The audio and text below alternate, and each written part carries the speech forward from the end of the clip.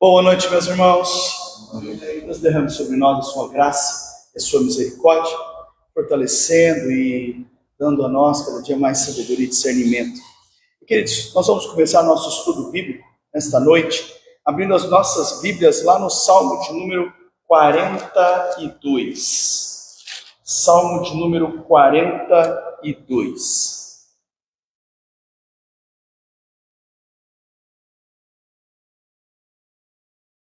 Livro dos Salmos, o Salmo de número 42.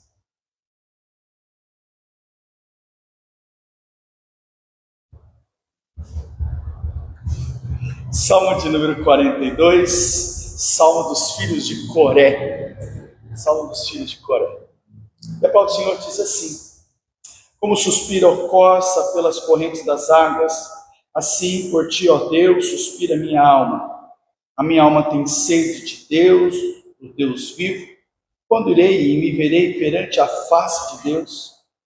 As minhas lágrimas têm sido o meu alimento dia e noite, enquanto me dizem continuamente: o teu Deus, onde está? Lembro-me destas coisas, dentro de mim se me derrama a alma, de como passava eu com a multidão de povo e os guiava em procissão à casa de Deus, entre gritos de alegria e louvor, multidão em festa. Porque está abatido, ó minha alma, porque te perturbas dentro de mim? Espere em Deus, pois ainda o louvarei, Ele, meu auxílio e Deus meu. Sinto abatido dentro de mim a minha alma. Lembro-me, portanto, de ti nas terras do Jordão, e no monte Hermon, e no outeiro de Mizar. Um abismo chama outro abismo, um fragor das tuas catadupas, todas as tuas ondas e vagas passaram sobre mim. Contudo, o Senhor, durante o dia, me concede a sua misericórdia, e à noite comigo está o teu cântico, uma oração ao Deus da minha vida. Digo a Deus, minha rocha, por que te olvidaste de mim? Porque hei de andar eu lamentando sobre a opressão dos meus inimigos? Esmigalham-se meus ossos, quando os meus adversários me insultam, dizendo: o teu Deus, onde está? Por que está abatida a minha alma? Por que te perturbas dentro de mim? Espera em Deus, pois ainda o louvarei, a Ele, meu auxílio e Deus meu. Meus irmãos, o texto olha para as nossas vidas e evidencia o clamor realmente dos filhos de Deus ao Senhor, evidenciando algumas batalhas, lutas, dores, todas essas constantes, questão também realmente de perseguição, quer dizer, lutas, provações, realmente difíceis e tremendas na vida realmente do crente. E dizendo: olha, eu sei que nesse momento eu estou enfrentando dificuldades, porém o Senhor é comigo. O Senhor vai me livrar, o Senhor vai me proteger, o Senhor vai me sustentar, o Senhor vai cuidar de mim. Assim, queridos, quero convidar você a curvar a sua cabeça, a orarmos ao Senhor, clamarmos a Deus a sua misericórdia, para podermos realmente cada dia mais viver perto dEle, cada dia mais sentirmos a sua presença, a sua direção nas nossas vidas. Vamos orar, queridos.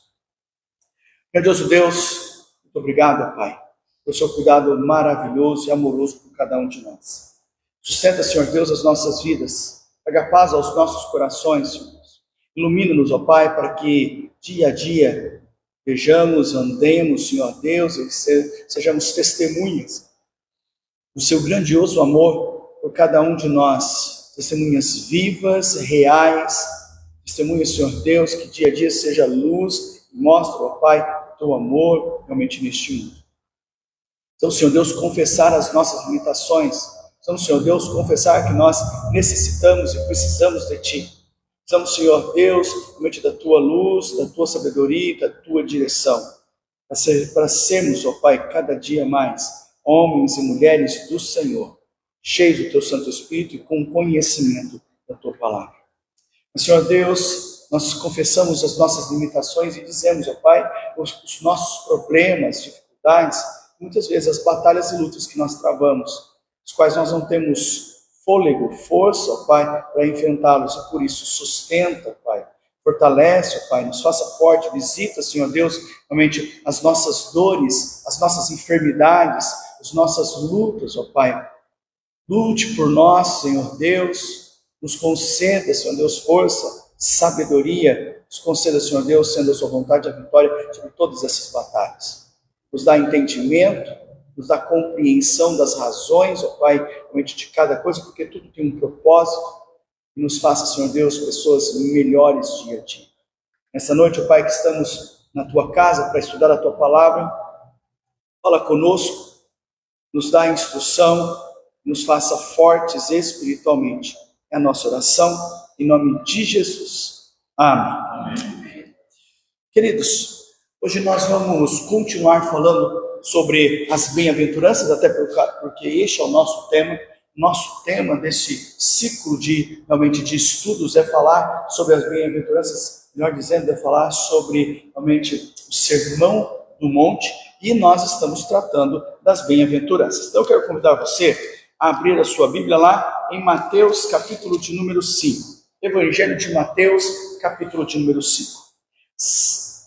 Na lição passada, no estudo passado que nós encerramos semana passada, na última quinta-feira, nós estivemos falando sobre o caráter cristão, fazendo aqui uma introdução, fazendo um apanhado geral sobre realmente o Sermão do Monte, sobre aquilo que ele vai falar, sobre todos os contextos que nós poderíamos ter. A partir de hoje, queridos, nós vamos falar sobre essas bem-aventuranças e aplicando isso na vida do crente. É mostrar realmente que o mundo e a cultura, ele não pode ocupar dentro das nossas vidas e não pode realmente nos moldar, porque isso criaria uma desarmonia cristã com a palavra do Senhor.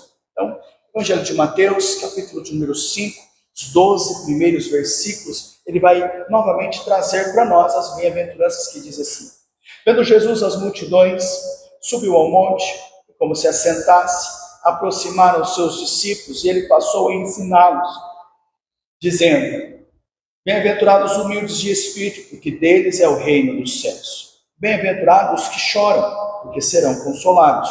Bem-aventurados os mansos, porque herdarão a terra. Bem-aventurados os que têm fome e sede de justiça, porque serão fartos. Bem-aventurados os misericordiosos, porque alcançarão misericórdia. Bem-aventurados os limpos de coração, porque verão a Deus. E bem-aventurados os pacificadores, porque serão chamados filhos de Deus. Bem-aventurados os perseguidos por causa da justiça, porque deles é o reino dos céus. Bem-aventurados sois quando, por minha causa, vos injuriarem e vos perseguirem, e mentindo disserem todo mal contra vós. Regozijai-vos e exultai, porque é grande o vosso galardão nos céus, pois assim perseguiram os profetas que viveram antes de vós.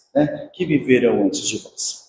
Queridos, nós estamos introduzindo, falando, nós realmente abraçando aqui realmente a parte das bem-aventuranças. O que nós temos que compreender? Que gerações, de pessoas que proclamam a palavra de Deus e falam da palavra de Deus, têm exposto sobre as bem-aventuranças. E tem feito isso de forma, muitas vezes, revolucionária. Afirmações de Jesus, fazem afirmações realmente sobre Jesus que são opostas à maneira que o mundo pensa. Por exemplo, o mundo acha que a verdadeira felicidade, ela vem, por exemplo, de algumas qualidades que o mundo gosta. Por exemplo, popularidade, riqueza, sucesso, tá certo? Que vem do conhecimento, tá certo? Dentro daquilo que o mundo pensa. Por exemplo, uma beleza física. Só que Jesus olha tudo para isso e não se importa, não é o ponto central, não é aquilo que ele chama de uma pessoa feliz, não é aquilo que ele trabalha como verdadeira felicidade. Ele, Cristo, declara que a verdadeira alegria está no conhecimento e no favor divino. Diz, essa sim é a verdadeira alegria, essa sim é uma bem-aventurança, isso sim faz uma pessoa feliz. Veja, não pertence àquilo que é aparente ao corpo, não é aquilo que o mundo determina como padrão para as pessoas viverem. Por quê? Porque pessoas assim, elas são pobres de espírito. Mas antes, estar com aqueles que choram, com aqueles que têm fome e sede de justiça. Esse sim é o aspecto, esse sim é o ponto central, esse sim é a busca. Tá? O que nós vamos trabalhar hoje? Cada bem-aventurança. Considerar cada bem-aventurança. Tá? Sugerimos aqui, tá, de compreender e tratar realmente a ação de um relacionamento de um crente com Deus. Tá? Para quê? Para que depois nós possamos passar e olhar aqui sobre a vida do crente com o seu próximo. Então nós vamos olhar a bem-aventurança, vamos olhar primeiramente para uma vida dele com Deus, depois, em outro momento, nós vamos falar do relacionamento do crente com o seu próximo. A primeira coisa que nós vamos falar é do relacionamento do crente com Deus. Tá? Os versículos 3 ao versículo 6 evidenciam bem isso. Bem-aventurados os humildes de espírito, porque deles é o reino dos céus. Bem-aventurados que choram, porque serão consolados.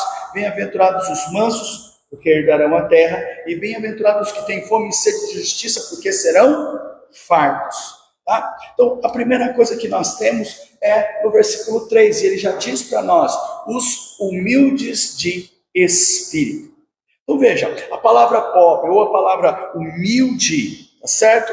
Vai descrever aqui um homem que tem, que não tem absolutamente nada. Então ele está descrevendo assim, olha, é uma pessoa que não tem nada. O homem que, pelo fato de não ter nada neste mundo, põe toda a sua confiança em Deus.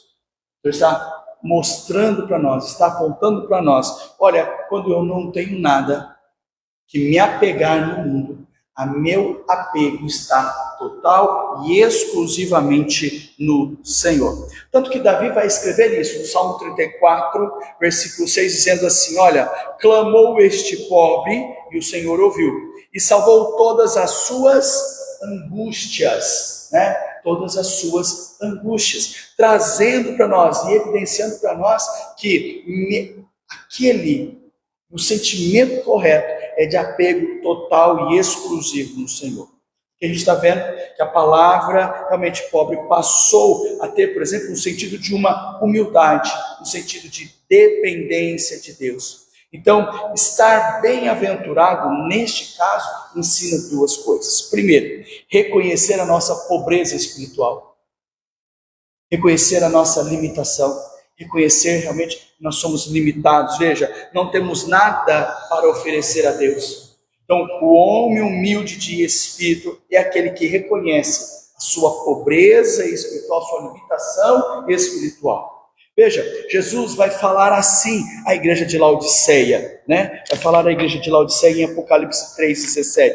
Vai dizer, pois dizes, estou rico e abastado, e não preciso de coisa algumas, nem sabe que tu é infeliz, sim, miserável, pobre e nu. É isso que nós vemos. Então, quando a pessoa não compreende, quando ela coloca o seu sustento, o firmar da sua vida naquilo que não vem de Deus ou no Senhor, um abraço.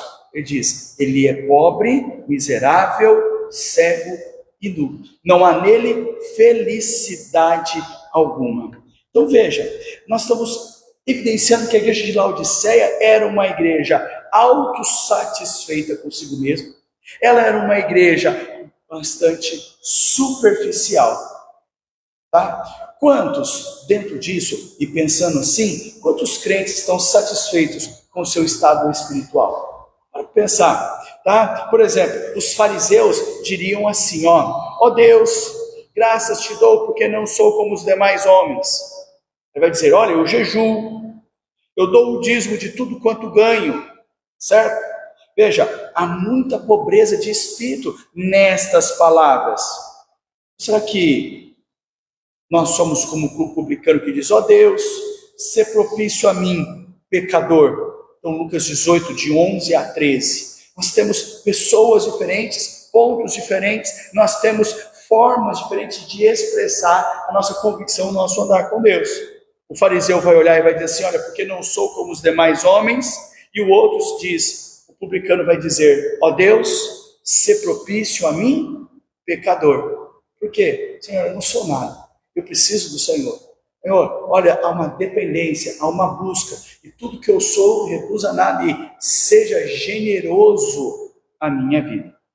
O publicano estava totalmente dominado pelo quê? Pela sua percepção de si mesmo, uma falência moral, realmente uma falência espiritual, destituído realmente espiritualmente. E aí ele faz o quê? Uma postura humilde de espírito diante de Deus. Vamos ver dois textos? Lá em Isaías 57, primeiro. Isaías 57, versículo 15. Isaías 57, versículo 15. 57, 15. 57, 15. Isaías 57, versículo 15.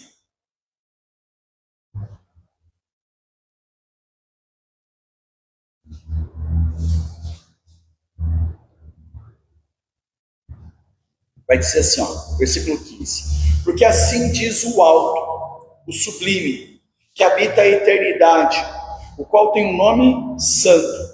Habito no alto e santo lugar, mas habito também com o coração contrito e abatido de espírito, para vivificar o espírito dos abatidos e vivificar o coração dos contritos.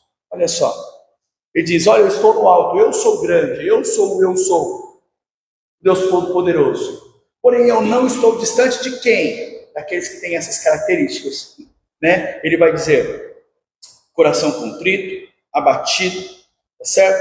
Que eu vou lá e vou vivificar o seu espírito, vou vivificar os seus corações, contrito e abatido.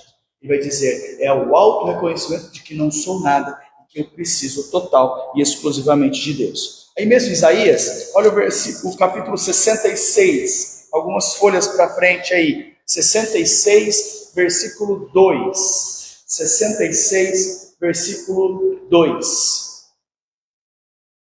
Então, Isaías 66, versículo 2, vai dizer assim, ó, porque a minha mão fez todas estas coisas, todas vieram a existir, diz o Senhor, mas o homem para quem olharei é este, o aflito e abatido de espírito, aqui, treme da minha palavra. Olha só que interessante. Ele diz, veja, eu sou grande e poderoso, mas eu olho para quem? Para quem tem essas características. Eu olho para quem está aflito, tem o espírito abatido e que ama a minha palavra, e que se consola na minha palavra, e que busca realmente a minha palavra. Então ele olha para nós e vai justamente enfatizar aqui. Primeiro, preciso reconhecer realmente a minha pobreza espiritual. Segunda coisa, queridos, que nós vemos dentro disso, no versículo 3, é evidenciar realmente sobre a ação de receber o reino dos céus. Então veja, o reconhecimento da nossa pobreza espiritual, da nossa limitação espiritual, é condição indispensável para o reino de Deus, para receber o reino de Deus. Então, veja, Jesus está enfatizando o quê? O reino dos céus. Ele diz que ele estende a mão para as pessoas que são humildes de espírito, as pessoas que dependem, que buscam, as pessoas que vivenciam, e ele vai fazer delas realmente pessoas que farão parte do reino de Deus. Veja, feliz é o crente que reconhece a sua pobreza espiritual. E aí é interessante, porque ele chama a sua graça. E o chamado dele, o toque do Senhor, vai fazer primeiro o reconhecimento das suas limitações, das suas falhas, dos seus pecados, o reconhecimento de quanto é limitado. São essas pessoas, o chamado de Deus realmente impacta, faz, transforma para serem do reino de Deus. Então não vai haver pessoas altivas, soberbas no reino de Deus. Não vai haver soberbos e altivos se convertendo ao Senhor, porque primeiro Deus vai quebrar realmente a sua altivez, vai quebrar realmente a ação de se achar mais do que deve. Ele precisa ter um coração humilde e quebrantado diante do Senhor. É uma condição para o reino dos céus, é o quebrantamento da vida das pessoas. Segunda coisa que nós observamos, queridos, são os que choram. Quando a gente olha lá em Mateus capítulo capítulo 5, versículo 4, ele vai dizer: bem-aventurados os que choram, porque serão consolados. Então veja, essa é uma bem-aventurança, a gente poderia dizer assim, estranha. Felizes os infelizes. É isso que John Stott vai dizer. Então ele vai olhar e dizer assim: nossa, não parece muito estranho? Os felizes são aqueles que são infelizes, né? Porque a palavra chorar é uma palavra muito forte. Veja, ela é usada para o lamento pelos mortos, lamentação por um parente querido. Exemplo, a tristeza de Jacó quando pensou que o seu filho José estava morto, lá em Gênesis 37, versículo 34. Aqui não é o choro de luto. Olha que interessante. Porque normalmente quando a gente pensa no choro, a gente está sempre ligado à dor, à tristeza. Mas ele vai dizer que aqui o choro é de arrependimento. Até por isso, o versículo 3. Né? Veja, receber o reino dos céus há um quebrantamento antes da vida da pessoa. Para quê? Para que ele seja humilde e dependente do Senhor. Então ele está trazendo para nós aqui que é um choro realmente de quê? De pessoas que estão buscando o seu arrependimento diante de Deus. Veja, quando Jesus se aproxima da cidade de Jerusalém, ele chorou pelo pecado do povo impenitente. Lucas capítulo 19, versículo 41, vai dizer assim, queridos, quando ia chegando, vendo a cidade, chorou. Está justamente enfatizando para nós. Quando Jesus olha para a cidade, olha para o povo, vê quem é aquele povo, ele vai trazer para nós: olha, houve aqui um choro. Então, deve haver da parte do crente essa tristeza. Mas que tipo de tristeza? Pelos pecados e também pelo pecado do outro. Lágrimas quando vemos um irmão cair no pecado. Então, ao invés de fazer a fofoca, que a gente normalmente apelida de fofoca santa, o que a gente faz? A gente vai orar realmente por aquela pessoa.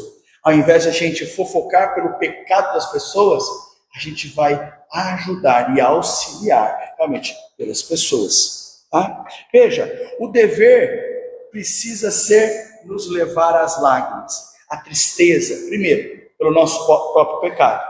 Paulo vai dizer assim em 2 Coríntios 7,10: porque a tristeza, segundo Deus, produz arrependimento para a salvação, que ninguém traz pesar, mas a tristeza do mundo produz morte. Então está dizendo que a tristeza por causa do pecado vivifica você, sustenta você, fortalece você, salva você. Olha o choro do arrependimento. Mas ele vai dizer que o choro do mundo, ou até mesmo a busca, a ação realmente de mostrar que a tristeza do mundo, não, essa não produz vida, essa produz morte na sua vida. Então, há uma ligação entre as duas primeiras bem-aventuranças. Então, se humilde de espírito é sentir a convicção do pecado, tá? Chorar é demonstrar contrição. É isso que ele está trabalhando para a gente. Quando eu entendo quem sou eu clamo a Deus: Senhor, misericórdia. E há um choro real e verdadeiro dizendo: Senhor, eu não posso mais viver com o Senhor e existir para Ti diante dessas atitudes, porque elas são desiguais. Senhor, tem misericórdia, perdoa o meu pecado. Uma luta constante para não viver mais sobre este pecado. Certo? Então veja, vamos olhar aqui alguns exemplos bíblicos de tristeza pelo pecado. Salmo 38. Salmo 38. Os versículos 4 e depois o 18. Salmo 38, o versículo 4 e depois o 18. Salmo 38, o versículo 4 e depois o 18. Ele vai dizer assim, queridos, versículo 4. Pois já se elevam acima da minha cabeça as minhas iniquidades, como fardos pesados, excedem as minhas forças. Versículo 18. Confesso a minha iniquidade, suporto tristeza por causa do meu pecado. Ele está trazendo para nós justamente a tristeza pelo pecado. Pois disso, Isaías capítulo de número 6. Isaías capítulo 6. Olha o versículo 5. Isaías 6, versículo 5.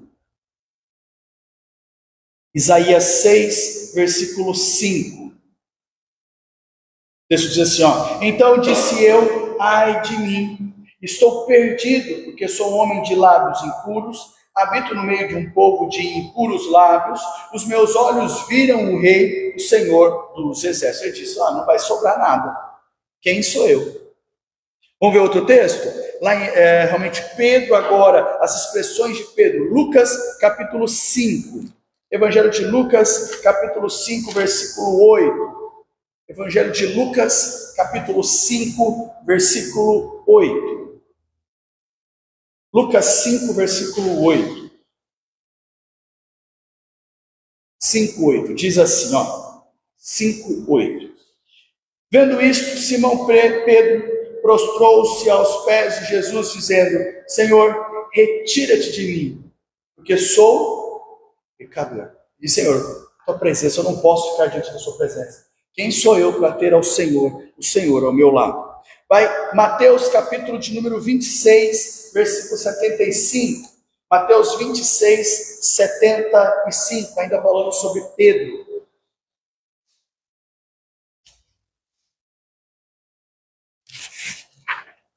Então, Mateus 26, 75.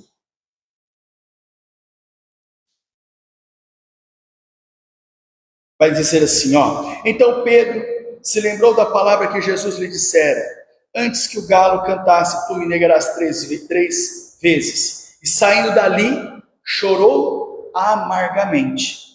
Porque ele disse, eu neguei Jesus. Então nós vemos um choro de arrependimento, né? Arrependimento. Depois nós temos Paulo, por exemplo, em Romanos 7, versículos 15, 18, 19 e 24. Justamente trazendo as mesmas coisas. Só vamos lá, vamos aproveitar e olhar Paulo também trazendo esse mesmo choro de lamento. Romanos 7.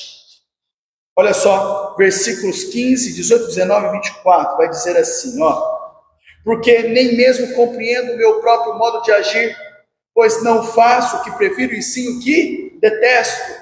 18 e 19, porque eu sei que em mim, isto é, na minha carne, não habita bem nenhum, pois o querer o bem está em mim, não porém o efetuá-lo. E o 24, ele diz, desaventurado homem que sou, quem me livrará do corpo desta morte?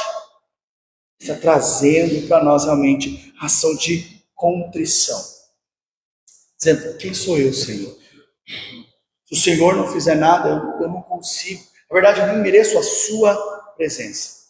E aí, queridos, nós temos que entender que somente aquelas pessoas que choram pelos seus pecados é que são consoladas pelo único conforto que traz alívio às suas dores, ao seu desespero. Porque o perdão, ele vem de Deus. O perdão é a graça infinita de Deus às nossas vidas. Apocalipse 21, versículos 3 e 4. Olha só o que diz. Apocalipse 21, versículos 3 e versículo 4. 3 e 4. 21, 3 e 4. Ele diz, então ouvi grande voz vinda do trono dizendo, eis o tabernáculo de Deus com os homens. Deus habitará com eles. Eles serão povo de Deus e Deus mesmo estará com eles. E lhes enxugará dos olhos toda lágrima, e a morte já não existirá, já não haverá luto, nem pranto, nem dor, porque as primeiras coisas passaram.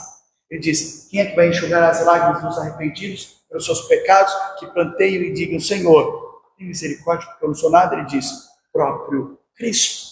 Ele traz para nós que bem-aventurado é o crente com o coração quebrantado, compungido, arrependido diante do Senhor. Amém, irmãos? Terceira coisa que nós temos no nosso texto é falar dos mansos. Versículo 5. Então, quando a gente olha para lá, para Mateus capítulo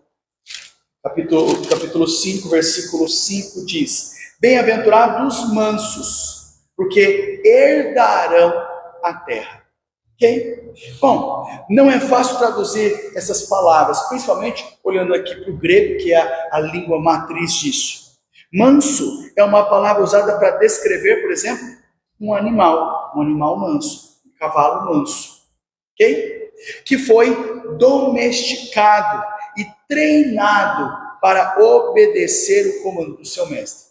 Então, quando a gente pensa nessa expressão, principalmente porque ele vai usar como exemplo um animal bravo, irredutível, e dizer que ele foi amansado é tornar ele domesticado, treinado para obedecer o comando do seu mestre. Às vezes nós trazemos isso para nós pensando, não, isso não serve para mim. Mas veja, alguém manso, tá? É uma pessoa que demonstra autocontrole. Então, trazendo isso para nós, alguém manso é alguém que tem autocontrole. Moisés foi considerado, por exemplo, um varão muito manso. Se você olhar lá em Números, Números 12, versículo 3. Números 12, versículo 3 diz: era o varão Moisés muito manso, mais do que todos os homens que havia sobre a terra. Então, Moisés foi considerado muito manso. E diz: bem-aventurado é o crente, que tem todo o impulso e toda a paixão natural dele, sobre o quê? Sobre controle. Tá? Ele sabe quando deve e quando não deve irar-se. Ele sabe quando deve realizar, quando não deve realizar as coisas. Ele tem essa sabedoria, ele tem esse autocontrole para realizar e fazer as coisas. Então, ele é uma pessoa que sabe e que tem controle dos seus impulsos e das suas paixões naturais. Por isso, Mateus 11, versículo 29 diz assim, aprendei de mim, porque eu sou manso e humilde de coração. Humilde nós já trabalhamos, manso é a ideia de eu tenho autocontrole, eu tenho domínio próprio. Então ele aplica-se a alguém que tem realmente condições de fazer coisas estrondosas, mas ele tem domínio próprio sobre si, para que ele não faça aquilo que ele precisa fazer, ou perder o controle, ou agir de uma forma errada. Ele diz, eu sei, eu me conheço, porém, eu tenho domínio realmente sobre aquilo que eu estou fazendo. São essas pessoas, as chamadas mansas, que a palavra de Deus diz que vão herdar a terra.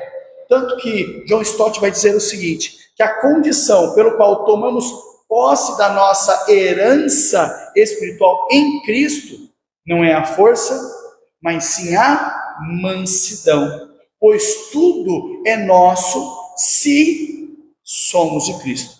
Por isso é bem-aventurança da pessoa cuja vida ela é controlada por Deus. Então, ele olha para nós e diz, se bem-aventurados são os mansos, e nós entendemos que esses mansos é aquele que tem autocontrole, ele identifica para nós que aquele que tem autocontrole é aquele que está no Senhor.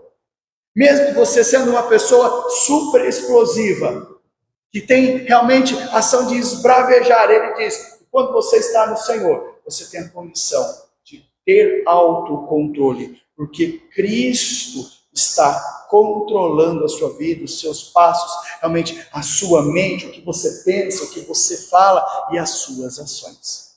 Então nós vemos aí uma pessoa mansa, autocontrole sobre aquilo que está expressando. Por fim, queridos, para a gente caminhar para o final e encerrar a nossa primeira parte deste estudo, é falar realmente também sobre os que têm fome e sede de justiça. No versículo 6, ele vai dizer, bem-aventurados os que têm fome e sede de justiça, porque eles serão fartos. Tá? Porque serão fartos. Então, a fome aqui, pessoal, não é a fome que a gente tem antes do almoço. Não é aquela fome quando você vai jantar, você passou uma boa parte do seu dia sem comer nenhum, você diz assim, oh, que fome. Tá? A expressão, eu estou com fome. Tá? A fome de uma pessoa que não tem absolutamente nada para comer. É sede de um moribundo desesperado para beber água. Ele questiona a gente, Quanto é que a gente deseja justiça? O quanto que um homem morrendo no deserto deseja comer e beber? Qual é a natureza da nossa justiça? Esse é o ponto que ele está questionando e pensando em nós. Ele diz, que tipo de fome é a nossa? Duas coisas que ele precisa pensar aqui para a gente, queridos. Dois pontos que ele precisa trazer aqui para nós. Tá? Sobre justiça moral e também sobre justiça social. Veja, a grande questão é, nós desejamos ou não a justiça? E aí, dois pontos de justiça. Primeiro, justiça moral. Justiça moral é o caráter, a conduta do crente que deve e faz para agradar a Deus. Isso é a conduta moral. Então veja, eu e você devemos fazer o quê? Desejar ardentemente um coração que agrada a Deus. Porque a nossa conduta de crente precisa agradar a Deus. Essa é a nossa moral. Tá? Sede aqui é um sinal de saúde. Tá? Então, quando a gente não tem apetite, é motivo de preocupação. Você já parou para pensar nisso? Quando alguém diz assim, eu já não estou com fome agora. Primeira vez, você escuta, você diz, ok. Mas o que você faz? Fica de olho. Daqui a pouco você vai lá e oferece outra. Não está com fome. Aí você vai lá e oferece. As crianças são bem assim. Se oferece um chocolate, ela não quer comer. Tem alguma coisa estranha. Quer um sorvete, não come. Não sei o que aqui, não come. Aí você fala assim, está doente. Não está querendo comer? Não, está de regime. Não, está doente. Porque mesmo com regime, a gente come esparçadamente o que deve comer. Mas quando você não está com fome, você não come. Daqui a pouquinho não come. Aí não come. Nós automaticamente mostramos o quê? Uma preocupação. Veja, como é triste dentro disso nós olharmos para nossas igrejas e ver aqui uma falta de fome e de sede de Deus. As pessoas estão dizendo assim, minha oração, não, estou sem vontade de orar. Ler a Bíblia, estou sem vontade de ler a Bíblia. Lembra? Estou sem fome? É a mesma expressão. As pessoas não buscam, as pessoas não querem, as pessoas não se empenham, as pessoas não vão, né, no sentido de realmente perseverar diante de Deus. Então, o salmista, no Salmo 42, versículos 1 e 2, demonstra a atitude correta dentro dessa justiça moral. Veja, como suspira a corça pelas correntes das águas, assim, por ti, ó Deus, suspira a minha alma. Aí ele diz, a minha alma tem sede de Deus, do Deus vivo. A ideia de, eu necessito disso para a minha vida. Eu necessito do Senhor para tudo que eu tenho que fazer. Eu necessito do Senhor para respirar. Ele é o meu alimento. Ele é que mata a minha sede. Ele realmente é o que me concede condição de ter vida. Então, isso vai evidenciar nas minhas condutas, aquilo que eu faço, aquilo que eu falo, como eu vou agir, como eu vou pensar, como eu vou me relacionar com as pessoas. Se eu tenho uma necessidade, uma busca por Deus. Depois, justiça social, queridos, né? Para a gente poder encerrar. O que é justiça social? Uma grande preocupação, no caso aqui dos profetas menores, foi com a injustiça que prevalecem na sociedade. O que eles falavam? Amós 5,11 diz, visto que pisais o pobre e dele exigis tributo do trigo. Ele vai dizer, a justiça social é, poxa, será que eu não estou tirando do rico, cobrando do pobre? Será que eu não estou exagerando sobre a cobrança, certo? Sobre os tributos, colocando peso demais sobre determinadas pessoas, realmente, e não sobre todo mundo? Ele vai dizer, essa justiça social é aquela ideia de igualdade sobre todos. Ou até mesmo a expressão equidade também é que cabe. Para que as coisas possam sempre atender a cada um da melhor forma possível. E às vezes nós colocamos um peso demais em cima de umas pessoas e tiramos o peso de outras pessoas. Então ele está dizendo que a justiça social é justamente isso. É eu trazer e eu entender, tá, sobre os direitos humanos e buscar libertação para os oprimidos dentro dessa justiça divina. Não a justiça, por exemplo, que se trabalha dentro de um contexto, por exemplo, terreno nos dias de hoje, né? Que a gente vai trabalhar com essa ideia de libertação dos oprimidos ou de direitos humanos, e aí você vai ver que esses direitos humanos embananam todas as coisas. Mas eles entendem que dentro da justiça social há pessoas que são mais oprimidas do que outras. E ele diz, olha, nós precisamos trabalhar isso com mais equidade, né? Atendendo e vendo as necessidades dessas outras pessoas, auxiliando e ajudando dentro de algo justo. E aí o grande problema é, onde é que está algo justo? Está diante da vontade da palavra do Senhor.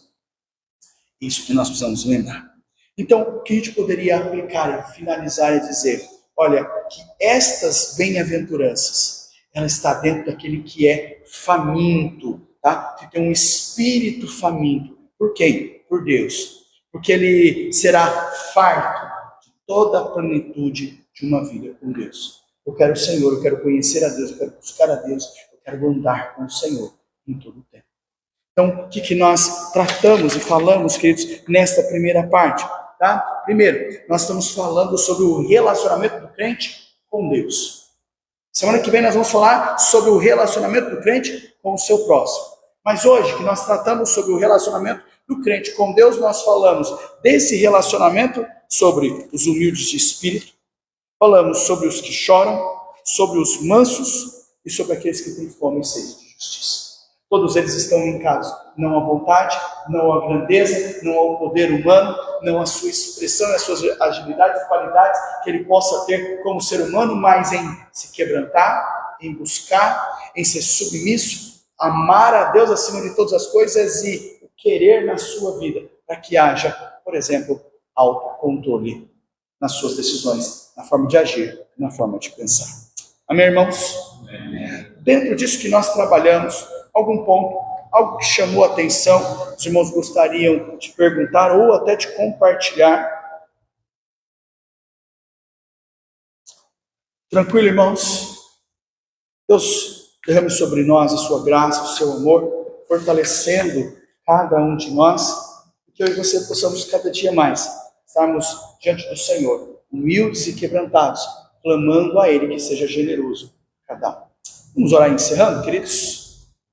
Grandioso Deus, muito obrigado por este tempo, muito obrigado, Senhor Deus, por estarmos na Tua casa, pelo aprendizado, Senhor Deus, da Tua palavra, onde nós começamos a compreender que um relacionamento contigo é um relacionamento que precisa haver, Senhor Deus, realmente ação de quebrantar, de chorar, de buscar e de não haver em nós pessoas que sejam altivas, mas que sim, é o Senhor que perdoa, que sara, que nos fortalece e que nos dá autocontrole e que nos dá sabedoria, Senhor Deus, para agirmos com justiça, tanto moral quanto social, de forma que agrada ao Senhor.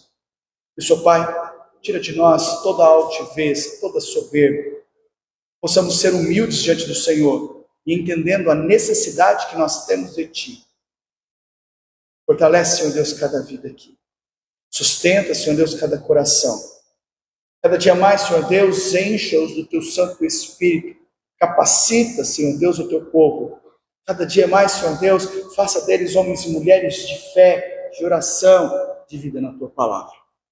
Obrigado, Senhor Deus, porque o Senhor tem nos despertado a uma vida com o Senhor, uma vida real. Por isso, através da ação do Teu Santo Espírito, nos dá autocontrole, Senhor Deus, diante das circunstâncias que nos cercam. Obrigado, Senhor Deus, por este momento de estudo. Obrigado, Senhor Deus, pela Tua palavra. Obrigado, Senhor Deus, realmente por estarmos juntos com os nossos irmãos em Cristo. Nos dê uma boa volta aos nossos lares, protegidos, um bom descanso, Senhor Deus.